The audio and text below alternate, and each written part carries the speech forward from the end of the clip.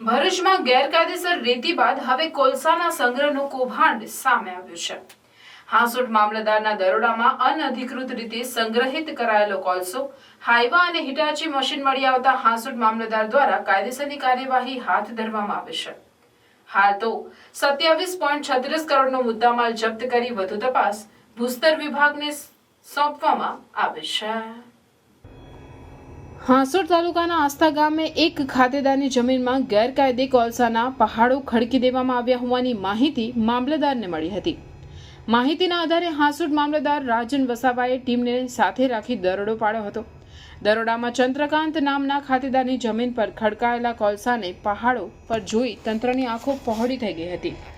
સ્થળ પર હાજર રહેલા લોકોને કોલસાના વિપુલ જથ્થા અંગે કોઈ પણ જવાબ કે બિલ્ટી સહિત પુરાવા મળી આવ્યા ન હતા। પ્રાથમિક તપાસમાં આ કોલસો હજીરા ખાતેથી લાવી અહીં સંગ્રહ કરવામાં આવતો હતો। 2 મહિનાથી કોલસો લાવી સંગ્રહ કરવામાં આવતા કોલસાના મોટા પહાડો બની ગયા હતા। સુરતના સચિનમાં આવેલી સ્ટીમ હાઉસ કંપનીનો આ કોલસો હોવાનું ખુલ્યું હતું। સ્ટીમ હાઉસ કંપની અને અન્ય ઉદ્યોગોને પાઇપલાઇન માટે સ્ટીમ એટલે કે વરાળ પૂરી પાડે છે। કંપની કોલસાની મદદથી સ્ટીમ પૂરી પાડતી હોવાથી ઉદ્યોગોને બોઇલર બનાવવાની અને કોલસો કે અન્ય બળતણ રાખવાની તેમજ રોકાણ કરવાની જરૂર રહેતી નથી।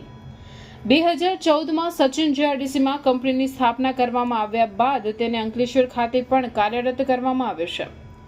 અંકલેશ્વરમાં કંપનીનું 60 ટન પ્રતિ કલાકની ક્ષમતાનું બોઇલર આવેલું છે।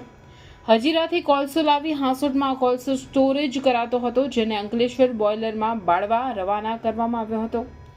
મામલતદારની ટીમે આસ્થા ગામે ગેરકાયદે અનધિકૃત સ્ટોરેજ કરાયેલ 36,000 મેટ્રિક ટન કોલસા સાથે સ્થળ પરથી એક હાઈવા હિટાચી મશીન સીઝ કર્યા છે। અંદાજિત રૂપિયા 28 કરોડ 48 લાખનો મુદ્દામાલ જપ્ત કરી વધુ તપાસ ભરૂચ ખાણ ખનીજ વિભાગને સોંપવામાં આવી છે।